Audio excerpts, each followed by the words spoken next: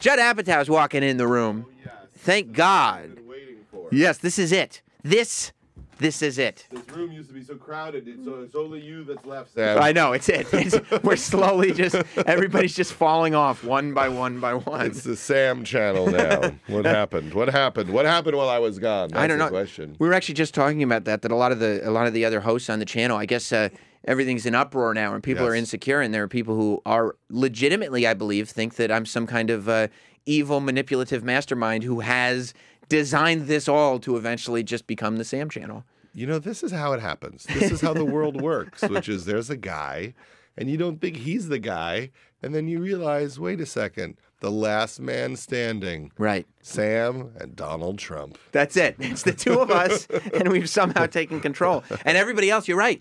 They don't see it coming. He'll never win. I don't even have to vote. Who's going to do that? Exactly. What, the guy from The Apprentice is going to be the president? Right. Sam is going to get his own channel? That's never going to happen. What I find most hilarious is this week, Clay Aiken said that when he was on The Apprentice, it was very clear that Donald Trump did not get to choose who won.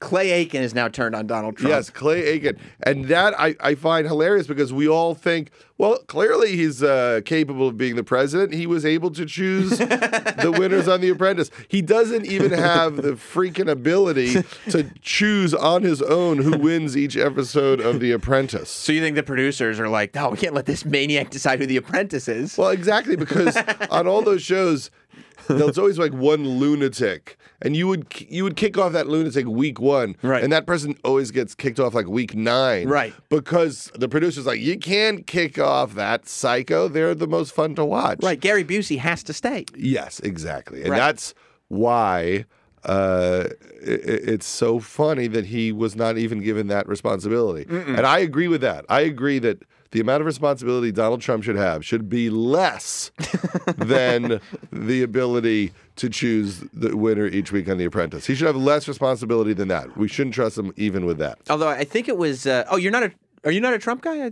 Well, you know, I'm beginning to wonder if I made a mistake. Yeah, we had Penn Jillette in here a while back, and he was talking about The Apprentice. He warned everybody, Penn. He said that, like, on The Apprentice, though, he didn't say that Donald Trump didn't get to pick him, but he did say that sometimes those boardroom meetings would go, like, 4 hours. Yes, long. Everything in TV goes 4 hours. But it wouldn't be, like, to set up shots. It would be Donald just talking and talking and talking. Can you imagine? That's why none of those dailies come out.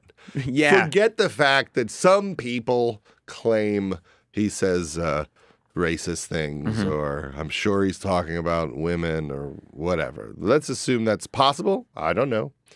But I think we wouldn't elect him president if we just heard him babbling like a madman.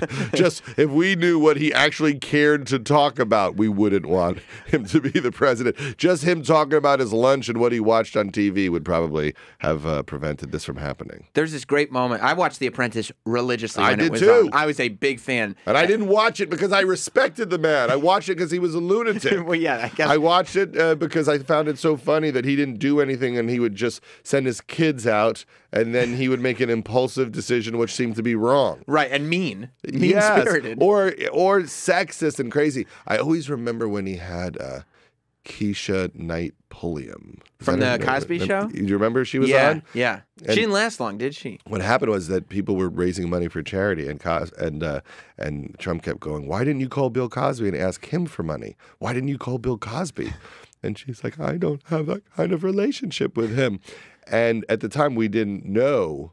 Right. Or we were just beginning to find out. I think we thought this had been taped before the Cosby scandal broke, but was airing after. Right. I think that's right. And it was so clear that she was terrified of Cosby. And who knows why? Who knows what the levels of it are? Who knows what she understands or doesn't understand? But regardless, really terrified of Cosby to the point of her eyes welled up with tears. And you could tell that Trump, on some level, knew. He knew that this was her wound, whatever that wound was. And he kept going like, but why didn't you call Cosby? You should have called Cosby if you wanted to make more money. And so he got her to break. She broke on TV. Which is, he knows good TV. He knows how to make television. He knows how to make moments by being confrontational. I mean, he's a strange man who knows that if you just stir some shit up, people like to watch that more than boring stuff. Right. It's hard to say if it's great television. He's like, you know, we watched it. If he wasn't the president, he's a funny guy to observe if he didn't ruin your life and take away your health insurance. I don't know if you remember when he did this, but I always remember him doing this, and it just, now that he's president, I get reminded of it all the time in my head. You could tell it was a line that he loved, and so he needed to leave it left in the show because it had nothing to do with the episode. Yes. But you remember the episodes would be set up where he would meet the contestants outside to explain what their task would be. So this one episode, it's in New York, and they're on the roof, and it's the winter. And no, it's not the winter, actually. It's like April. Mm-hmm. And he looks at everybody. He goes, hey, how many of us are cold today? And like some of them raise their hand, and then he just like leans in, and he goes, so why does everybody keep saying global warming is a thing? Oh my gosh, that's on The Apprentice? Yes, it is. It's not cut. It was part of the episode. He's so mad that he has to have ventilation in his buildings. It's so expensive to have proper ventilation that he doesn't want to believe in global warming. I want to say one thing before I forget. I'm going to be at the Wilbur in Boston on July 24th. Wow. And I'm doing 2 shows there. The second show is for charity. It's for after-school arts programs for high schools. July 24th. And the first show is for you. Go to juddapatow.com for tickets. Second show is for charity.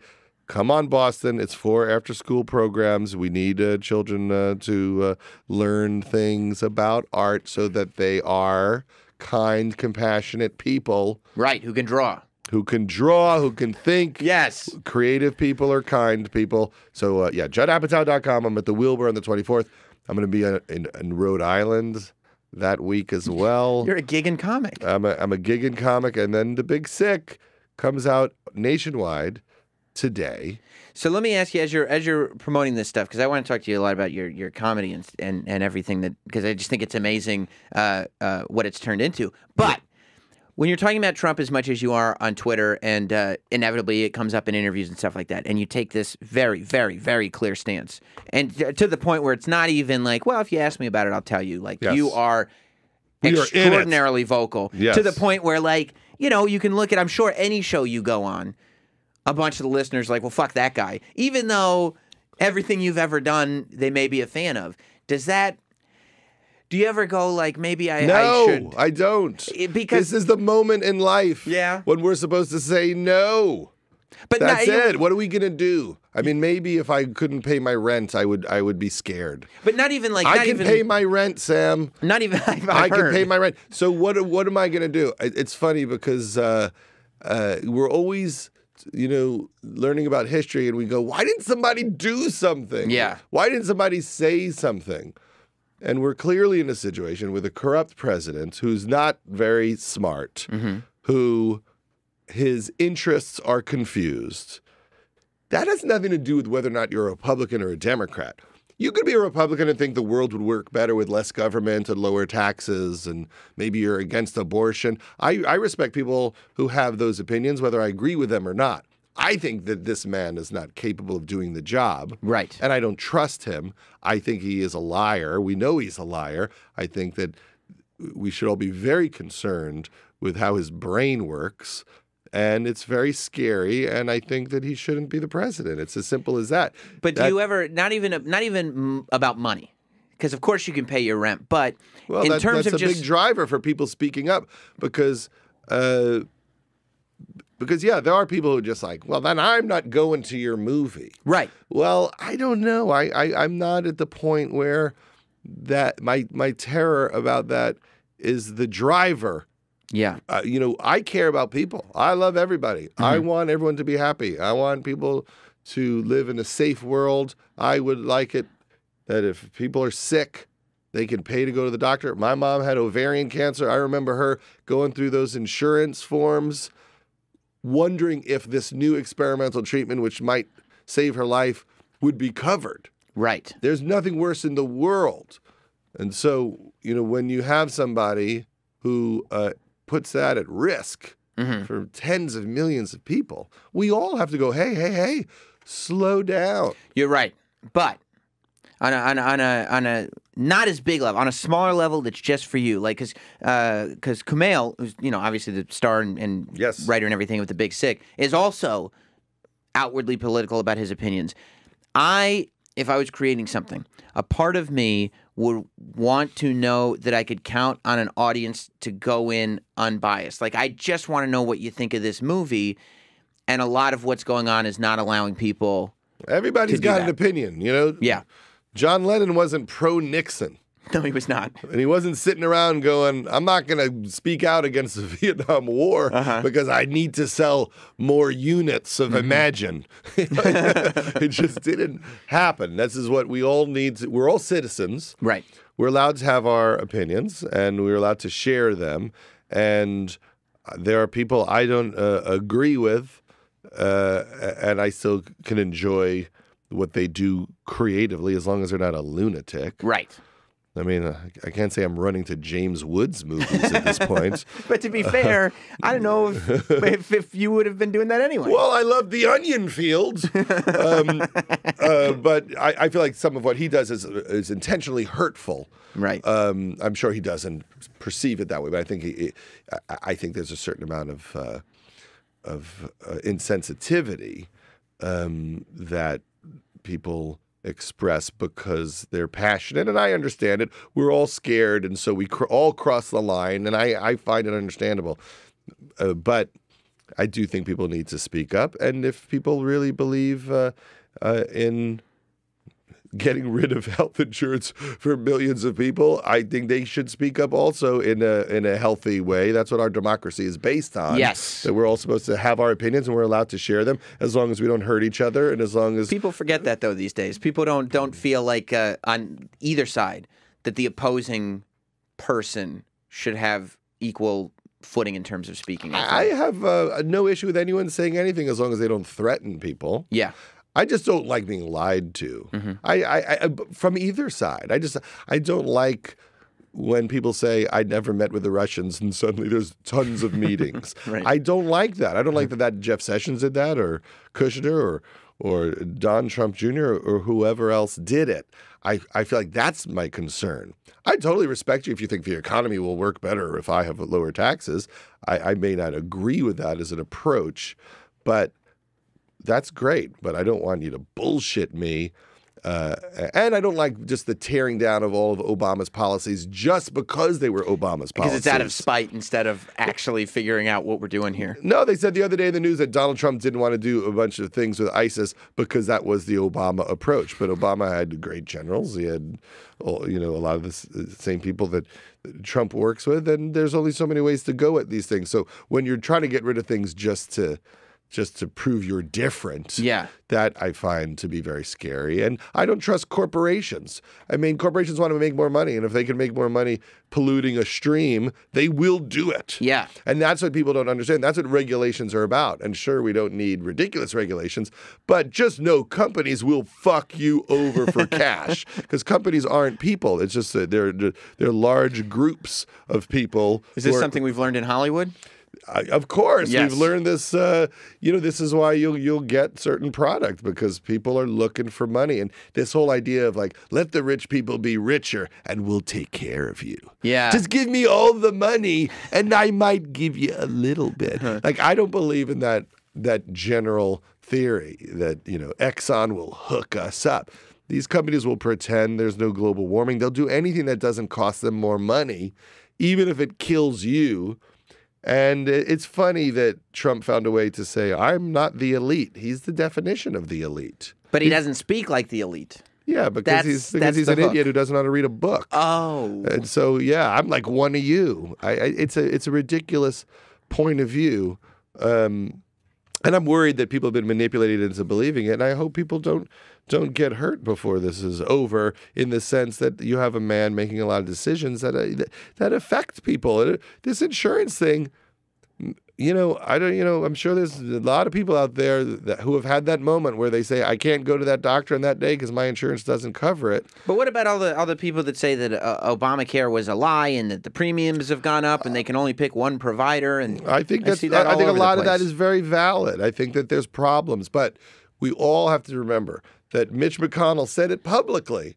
my strategy is to make sure that Obama gets nothing accomplished. Right. So what should have happened is Obamacare was passed, and then we should have spent the next 6 years fine-tuning it. Working on it. And so when you have the Republicans saying, we're not going to fix anything, they want it to not work because that gets them elected. That's evil. Mm-hmm. That is truly evil. And I do think people were misled in some aspects about Obamacare, and that's how they got it passed. I think it was terrible that they did that. But this is what we have, and we should fix it. And tearing it down just so Obama never existed, it's just going to hurt a lot of people. Are you surprised at what politics has done to some comedians? Like, for instance, I think Amy Schumer's been affected a lot because of the political climate. I mean, I remember Amy Schumer kind of being universally beloved, and then seemingly out of nowhere, there was this huge backlash against her. I think that has a little bit more to do with women, is that there's a lot of insecure men that have trouble with brilliant, strong women. Mm-hmm. And so you see that sometimes with people like Amy or Lena Dunham. Lena Dunham the same way. Who speak up and are political. But what are they fighting for, really? Yeah. I mean, they're fighting for women to be equal. That bothers you. It bothers you that they think we should have sane gun laws. Did you have any idea when you were getting into this, when you were starting like projects with Amy and Lena, and like just finding funny women or men and putting them on, getting their projects made, that it would become kind of the political war that it has? I didn't, but the whole country's become that. Yeah. I'm proud of them. I think they're amazing. And if anybody out there knew them, they would be their best friends. Mm-hmm. They would love them. They're so smart and so funny. And it takes balls to stand up and say, I believe in this. And you don't have to agree with them. But it takes a lot of courage, and you put a lot of things at risk when you fight for things. And what are they fighting for? They actually are fighting for you. Mm-hmm. And so some people don't like that. But I also think it has to do with people being insecure. I think that people get insecure about strong women, and I think you could write college papers about the psychological issues that would make anyone have an issue with them, because they couldn't be funnier or cooler, and their positions are just very, simple and sane. Yeah. I mean, that's true. You talk to guys all the time that never want to date a woman that's funnier than them, because that's the thing, right? That's the one thing that you have. I get it. Right. I've made the mistake of marrying a woman who is way funnier than me. Sometimes we both do talk shows, and we'll be promoting something, and I'm on Fallon, and she's on Colbert, and she's so much better than me. She is. She has so much more charisma. She's faster, and it hurts. I'm not going to say it doesn't hurt. Right. So you watch. If only I had. When was the point that you refound your love for stand-up or got back into it as a real thing? In my head, I feel like it was when you were doing Funny People, and that kind of seemed like it got the sparks going again. I think so. I had to do a little stand-up to write jokes for Adam and Seth. So I got on stage not too many times, maybe a dozen times, just to figure out what they would say. Mm-hmm. And I did a show at Just for Laughs in Montreal called Apatow for Destruction, where I had all the people who do stand-up who are in my movies on the show. So it was Seth and Ken Jeong and Craig Robinson and Russell Brand and Charlene Yee. And it was so much fun that I think it reignited my interest in doing stand-up. Speaking of which, I'm at Just for Laughs this year in Montreal. We'll be there too. And I am doing 5 shows there, 4 of which I'm taping for Netflix. Wow. So you can go to apatow.com, juddapatow.com, and come see me. So you're getting a Netflix tape special? The special, yes. That's amazing. Well, it was my turn. My turn. I'm also, where else am I going to be? Just I could tell you guys, I'm in Rhode Island. Let me see. Providence. Columbus Theater, July 25th, if you want to see me. If you're in Rhode Island. Is there something like, is it a romantic thing to be able, because you don't have to perform stand-up. You could live your life in the big studios of Hollywood now. I could hide in my house. You don't have to do anything, really. Enormous hedges. Yeah. Do you like the idea of like getting down back to the base level of show business, where it's you and a microphone and your audience, and it's just purified? That's all I ever wanted to do. Everything else has been just a terrible distraction. When I first started, all I wanted to be was a comedian. I started doing stand-up when I was 17 at Eastside Comedy Club on Long Island. I used to work at Governor's on Long Island, and then I went to college at USC and started doing stand-up out in L.A., and I did it for 7 years. I probably burnt myself out. I was so obsessed. But I just kept getting better writing work, and it paid so much better, and I was hungry, and I couldn't afford to live on my stand-up money. And then I created the Ben Stiller Show with Ben. I was going to ask what the project was that removed you that from... pulled me out of it, because it was 20 hours a day for a year. And there was no time to go to a comedy club. And then when the show was over, I got offered a job working at the Larry Sanders Show and at The Critic, the John Lovitz animated show. Of course, I love The Critic. And then I was just tired. And then I thought, maybe the universe doesn't want me to do it. Yeah. And then when I was working with Amy Schumer on Trainwreck, she just seemed to be having so much fun. I came to see her at the Comedy Cellar, and I thought, why am I alone in a room all the time? And this seems like so much more fun. And I think it's a way to stay connected to people. It's very easy to lose your way and get all crusty and unfunny. And, totally. And when you talk directly to people every night, you get a sense of what people are thinking about and what they find funny. And I think it's helped my writing on girls and love and crashing, just that I'm more connected to people. Well, at what point was Heavyweights? Heavyweights, I love Heavyweights. But what point was in that thing was Heavyweights? We did Heavyweights around 94 when I was writing at the Larry Sanders Show, and I wrote it with Steve Brill, who directed it. And, looking back, it was just so much fun. We took over a summer camp for a few months. Kenan Thompson was one of the kids. Yeah, of course. And we knew it at the time. We were like, this kid's insanely funny. I have such memories of going to a minor league baseball game, or like the Braves, the minor league Braves team with Kenan, and just thinking, this is the funniest kid I've ever seen. Really? And Sean Weiss was so funny, and Aaron, and Feig was in that movie, Paul Feig. Yeah, of course he was. He played the skinny counselor who used to be fat, and Stiller was the bad guy. And this was before Something About Mary or any of that stuff. And he's brilliant. I mean, honestly, it's pretty clear. You watch Dodgeball, and you're like, that's Tony Perkins. Yes, he's doing a variation. I think they have the same logo. Yeah. And it's just such a funny character. But he also did that character on the Ben Stiller Show as a guy who taught exercise classes. I see. So I think it's a malleable character and voice. And we had so much fun. And then the movie came out, and Disney didn't know what the hell it was. You have to remember, it was a Disney movie. I watch that now because it's still like, even I'm 33, and it's still not only watchable in terms of it being 2017, but in terms of me being 33, I can just watch, and it's like it doesn't feel like I'm watching a weird kids movie. Yeah, it is. It's a dark movie. It's very dark. And back then, Disney didn't know what they were doing. They weren't nailing their live action kids stuff, and it was a strange time, and we were lucky enough to get to make it. And then when we showed it to them, they just looked at us like, what is this? And it didn't do great in the box office, but oddly, it's a lot of people's favorite movie from their childhoods. Yeah. Are you working on anything right now that you're writing, directing? Because it seems like you're a little bit more focused on finding kind of great comedians and turning their lives into movies. Yeah, I was supposed to make a movie this year, and it fell apart. And now I don't know what the hell I'm going to do. But I've been having so much fun working on Love on Netflix. Yeah. And working with Pete Holmes on Crashing on HBO. And Crashing is so fun. Last night we were shooting at Ben's Pizza next door to the Comedy Cellar. Of course, and the Lucas brothers were there. Oh, I love the Lucas brothers. And it's great to just have a little world where you can invite all your friends to act in it. Yes. Because it works. You're like, hey, there's Jim Norton. Let's chuck him into it. Or, hey, Jeff Ross happens to be walking by. We'll throw him in this scene. And we're about to do a big episode with Bill Burr we're excited about. It's awesome. And people have really responded to the show. And Pete's so easy to work with. He's so funny and such a good writer that we're really thrilled that we're getting to do a second season. It's a really good show, and I think what makes it work and what's made a lot of your movies about stand-up work is that you are able to make things that are true to stand-up. It's not some weird caricature of what people think stand-up might be like. Is Artie coming back? Because, I mean... Artie is coming back. He is coming back. The great thing about Artie on our show is Artie just plays himself. So no matter what shape Artie's in, it's appropriate to the show. We don't go, oh, Artie's having a rough week, we're not going to use him. We just write it into the show. Yeah. But Artie, I guess, had pneumonia and had to have a procedure.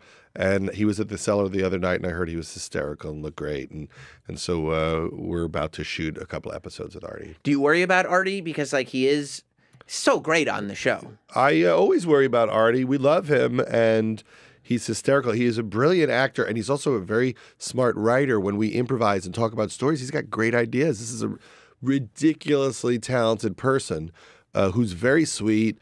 You know, when he gets in trouble, he's really only hurting himself. And so we all support him and root for him to, you know, to stay healthy and strong and sober. And, you know, he definitely has a struggle we're all familiar with. Right. And, you know, we want the best for him, and we'd do anything for him. So you've got Love, which is based on somebody's story. You've got Crashing, which is obviously Pete Holmes. You've got The Big Sick, which is Kumail. You've got Trainwreck, which is Amy Schumer. When you're doing stand-up now, I would imagine it's impossible for you to get by without a comic coming up to you and being like, you know, Judd, I don't know if you've heard my story, but if you have a second. It doesn't happen that often, honestly. It doesn't happen that often. And very few people have a story like the story of The Big Sick. It's a crazy true life story that's really funny and beautiful and weird. And as soon as I heard it, I thought that would make an amazing movie. But not that many people have that good a story. Yeah, yeah, and it's what's great about The Big Sick, and I think it's you could say it's a string around most of your comedies, is that it is like the kind of boy meets girl rom-com, but it's such a twist on the story, and even culturally, like you're not beat over the head with the fact that this person comes from a different culture. But when I'm watching it, I realize like we've not heard the perspective of somebody coming from Pakistan before in America. Like like we're sitting here and like it's this sort of sociological lesson, but it's just this dinner table conversation that you're like, I have not seen this before in this way. Well, I'm always interested in just something I haven't seen. Yeah. So it's not like I thought, I've got to make a comedy with Muslims now or people from Pakistan. What I think is no one's done something and it's fascinating, and let's do something that isn't hacky. It's just new terrain. It's like doing a movie with a lot of hilarious women with bridesmaids. Right. It was like, it's not like I thought, oh, this would be great for women to do. I just thought, here's terrain that has not been used up. Yeah. And I'm really proud of the movie, and I'm proud that it shows the perspective of people from Pakistan and immigrants. And Kumail is so sweet and so funny, and it humanizes people that I think are not given that opportunity, you know, to show themselves in their lives and their perspectives. So in that sense, it's become a little bit political, but we never made it for that reason. We made it because it was a great story, and it was just interesting, you know, to hear about a guy whose parents expected him to marry the woman that they chose. Because you don't even think that, what's it called, marriage is happening in America. Like, and it is happening there. Arranged marriage, like you don't think arranged marriages happen. That's like something from a villain in a Disney cartoon. Exactly, and it's happening in probably 30 or 40% of the world is about arranged marriages. And so to me, it's a comedic situation. Yes. How do you get out of having to do an arranged marriage if you fall in love with someone else? And then the cultural things are there, but it's a funny situation. And it's also a unique situation to be in a relationship with someone who has to be put in a coma, and then you have to hang out with their parents. Yeah. And which could be funny or the most unfunny thing in the world, but when it's Ray Romano and Holly Hunter, it becomes this incredible emotional relationship that's also hysterical, because Ray, man, is he funny brilliant. in this. He's brilliant in the movie, and it's not like Ray Romano funny that you're used to. Like, he's not playing Ray Romano. He's really playing this role, and he's funny in a way that I don't think we've seen Ray Romano do before, which is what you want out of a movie, I think. Oh, yeah. I'm so excited. I was on the HBO Young Comedian special with Ray Romano. I was going to ask you what your connection is, because I feel like there have been Ray Romano connections and references. I was talking to Travis this morning. I was like, because that line in 40-Year-Old Virgin, when he's like, everybody loves Raymond, that's just a good show. Yeah. Like that, that has stuck with me since the movies come out. And then you see him again in Funny People when Eminem's yelling at him, and I'm like, what is this Ray Romano? Which is Paul Rudd says, marriage is like an episode of Everybody Loves Raymond, but without the funny part, or something like that.